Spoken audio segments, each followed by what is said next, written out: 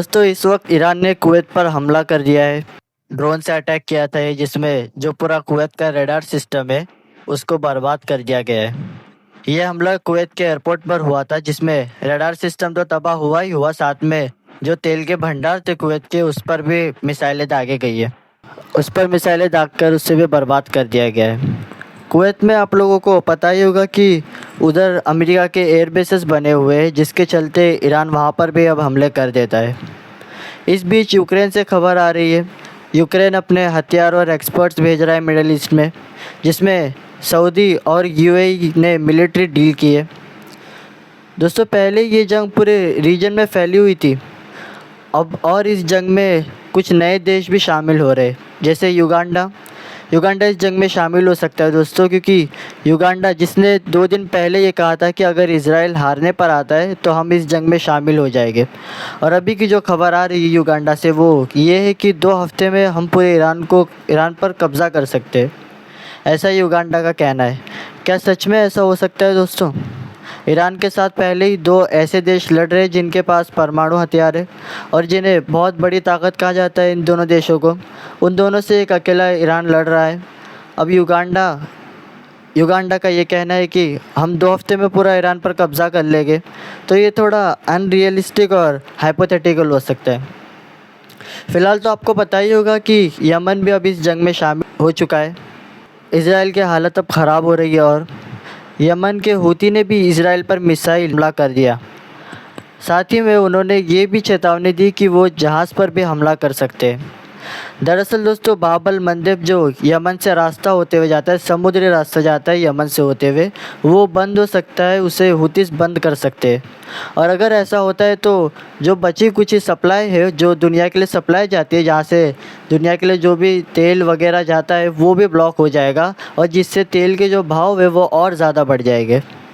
दोस्तों आपको याद होगा कि परसों रात में यूएस इज़राइल ने ईरान पर बहुत सारे हमले किए, जिसमें एक दूसरे पर मिसाइलें फेंके गई थी, जिसमें ईरान की 6 स्टील फैक्ट्रीज़ को बर्बाद कर दिया गया था।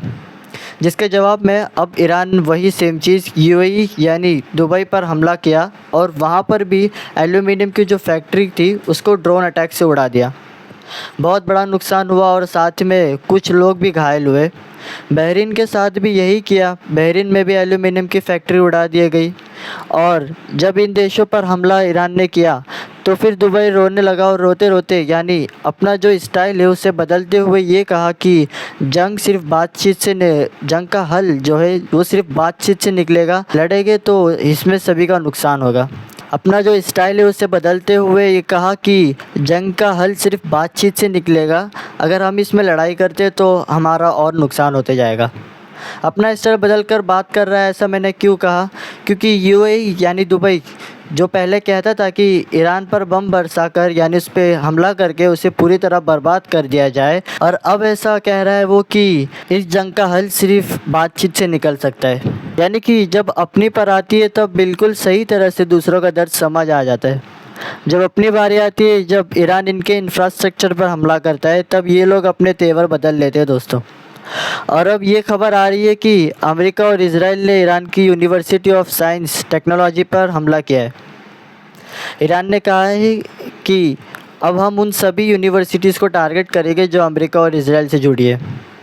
जितने भी ऐसी यूनिवर्सिटीज़ है जो अमेरिका और इज़राइल से जुड़ी है, उन सभी के जो स्टूडेंट्स हैं उन्हें ये कह दिया गया है कि उससे दूर हो जाए। दोस्तों इस बीच जो तेल की कीमत है वो भी बढ़ रही है।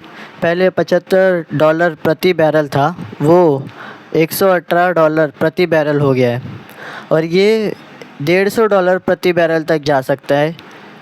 रूस ने भी कह दिया इस बीच कि हम भी 1 अप्रैल से तेल देना बंद कर रहे हैं। भारत को इससे थोड़ा नुकसान हो सकता है दोस्तों, क्योंकि भारत भी रूस से तेल खरीदता है, लेकिन भारत सरकार ने ये कह दिया है कि हमारे पास में बहुत तेल है, 2 महीने का तेल का जो स्टॉक है वो पूरा है हमारे पास में, तो हमें इसकी कोई दिक्कत नहीं आने वाली है। आज की वीडियो में बस इतना ही, मिलते हैं किसी नई खबर के साथ में।